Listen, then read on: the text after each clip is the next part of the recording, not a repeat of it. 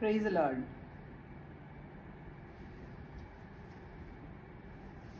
ഈ ലോകത്തിൽ വിഷമോ പ്രയാസമോ സങ്കടം ഇല്ലാത്ത ആരുമില്ല.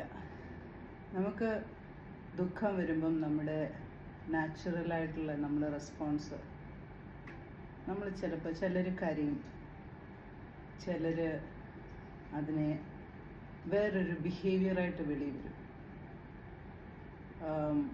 ഫ്രസ്ട്രേഷൻ അല്ലെങ്കിൽ ദൈവത്തോട് പഴി പറയുക, അങ്ങനത്തെയൊക്കെ ഒരു റിയാക്ഷൻ നമുക്ക് കാണാൻ പറ്റും. പക്ഷെങ്കിൽ നമ്മൾ ചിന്തിക്കുകയാണെങ്കിൽ നമ്മൾ മനുഷ്യരെ ദൈവം സൃഷ്ടിച്ചത് സ്വന്തം കൈകൊണ്ടാണ്. ഈ ആകാശവും ഭൂമിയും അതിലുള്ള എല്ലാ സസ്യങ്ങളെയും മൃഗങ്ങളെയും എല്ലാം ഉണ്ടാകട്ടെ എന്ന് പറഞ്ഞപ്പോൾ അത് ഉളവായി വന്നു.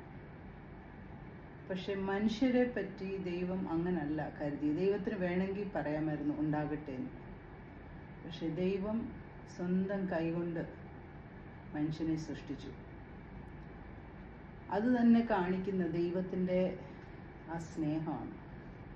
ദൈവത്തിന് നിർബന്ധമായിരുന്നു ദൈവത്തിൻ്റെ കരം ഈ സൃഷ്ടിയിൽ ഉണ്ടാവണമെന്ന്. ബൈബിളിൽ പറയുന്നുണ്ട്, കാക്കകളെ നോക്കുകയും അവയെ വിതയ്ക്കുന്നില്ല, കൊയ്യുന്നില്ല, അതൊന്നും കൂട്ടി വയ്ക്കുന്നില്ല.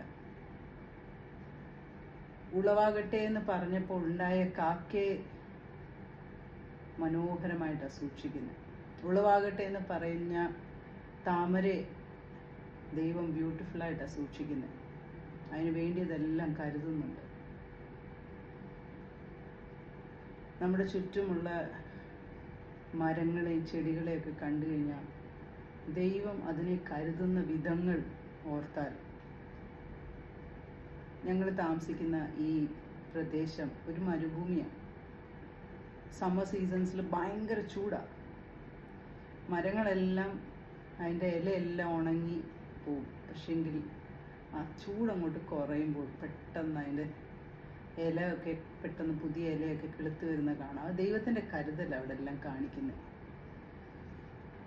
മൃഗങ്ങൾ ഇവിടെ കുറേ, ചിലർ വീട്ടിൽ വളർത്തും, ചിലർ അല്ലാതെ ഓടി നടക്കുന്ന മൃഗങ്ങളെയൊക്കെ നമുക്ക് കാണാം. അതിൻ്റെ ആഹാരം അതിന് കിട്ടുന്നുണ്ട്. അതാരും ഒന്നും പട്ടിണി കിടന്ന് ചാവുന്നില്ല. മരുഭൂമി ആയിരിക്കും, ഭയങ്കര ചൂടായിരിക്കും, പക്ഷെ ദൈവം കരുതുന്നുണ്ട്. സ്വന്തം കൈകൊണ്ട് സൃഷ്ടിച്ച മനുഷ്യനെ എത്രയധികം. മനുഷ്യനെ സൃഷ്ടിക്കുക മാത്രമല്ല, ആദ്യത്തെ മനുഷ്യൻ പാപം ചെയ്ത് വീണപ്പോൾ, ദൈവത്തിന് അന്യപ്പെട്ടു പോയപ്പോൾ, ആ മനുഷ്യനെ വീണ്ടെടുക്കാൻ വേണ്ടി ദൈവം ഒരു വഴിയേ കണ്ടുള്ളൂ.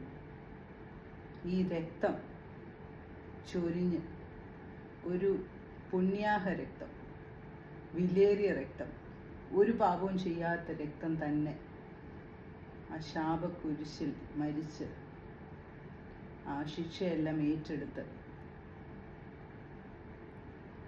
നമ്മളെ തിരിച്ച് ദൈവത്തിലേക്ക് കൊണ്ടുവരുവാൻ വേണ്ടി യേശു ഭൂമിയിൽ ഇറങ്ങി വരിക മാത്രമല്ല, മാതൃകയായിട്ട് ജീവിച്ചെന്ന് മാത്രമല്ല, കാൽവരി ക്രൂശിലെ മരണത്തോളം അനുസരണമുള്ളവനായി തീർന്നു. എന്തിനാ?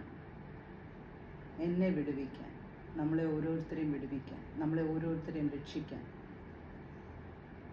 അത് ദൈവത്തിൻ്റെ സ്നേഹമാണ് കാണിക്കുന്നത്. ഇത്രത്തോളം നമ്മളെ സ്നേഹിച്ച ആ ദൈവം നമ്മുടെ ഈ പ്രതികൂല സാഹചര്യത്തിൽ, നമ്മുടെ പ്രതിസന്ധിയിൽ നമ്മളെ കൈവിടുമോ?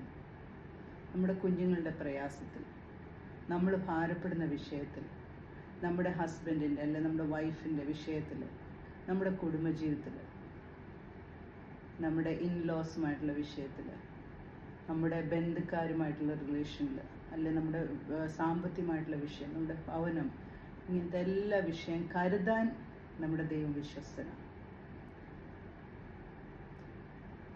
ആ ദൈവത്തിൽ വിശ്വസിക്കുക എന്നുള്ളതാണ് നമുക്ക് ആകെ ചെയ്യേണ്ട ഒരു കാര്യം. കാക്കയ്ക്കൊന്നും ഫ്രീ വില്ലില്ല, താമരയ്ക്കും ഫ്രീ വില്ലില്ല. നമുക്ക് ഫ്രീ വില്ലുണ്ട്. നമുക്ക് ചൂസ് ചെയ്യാം ദൈവത്തിൽ വിശ്വസിക്കാൻ. I choose to believe God. ഒരു പ്രയാസം, ഒരു പ്രതികൂലം വരുമ്പോൾ ഞാൻ എൻ്റെ ദൈവത്തിൽ വിശ്വസിക്കുന്നു. I refuse to worry. ഞാൻ വ്യാകുലപ്പെടുകയില്ല. അത് പ്രയാസമാണ്. ഞാൻ വ്യാകുലപ്പെടാത്തപ്പോൾ അത് ചിലപ്പം എനിക്ക് തോന്നും, അല്ലെങ്കിൽ എൻ്റെ ചുറ്റുമുള്ളവർക്ക് തോന്നും അഹങ്കാരമാണ്, അവൾക്ക് ഷി ഡസൻ കെയർ. പക്ഷെങ്കിൽ നമുക്ക് ചെയ്യാൻ പറ്റുന്നത് ഒന്നിനെ പറ്റി വിചാരപ്പെടരുത്. എല്ലാം പ്രാർത്ഥനയാലും അപേക്ഷയാലും യാചനകളെല്ലാം സ്തോത്രത്തോട് അറിയിക്കുക അത്ര വേണ്ടതെന്ന് പറഞ്ഞ് ദൈവത്തോട് നമ്മുടെ എല്ലാ യാചനകളും നമുക്ക് പറയാൻ പറ്റും. അവിടെ ദൈവത്തിൻ്റെ സമാധാനം നമ്മുടെ ഹൃദയങ്ങളെയും നിലവുകളെയും കാക്കും. ആ സമാധാനം നമ്മുടെ ഓരോരുത്തരുടെ അവകാശമാണ്. അത് പിശാച് കവർന്നെടുക്കാൻ അനുവദിക്കരുത്. ഈ വചനങ്ങളാൽ ദൈവം നമ്മളെ ഓരോരുത്തരെയും സഹായിക്കുമാറാട്ടെ. God bless you.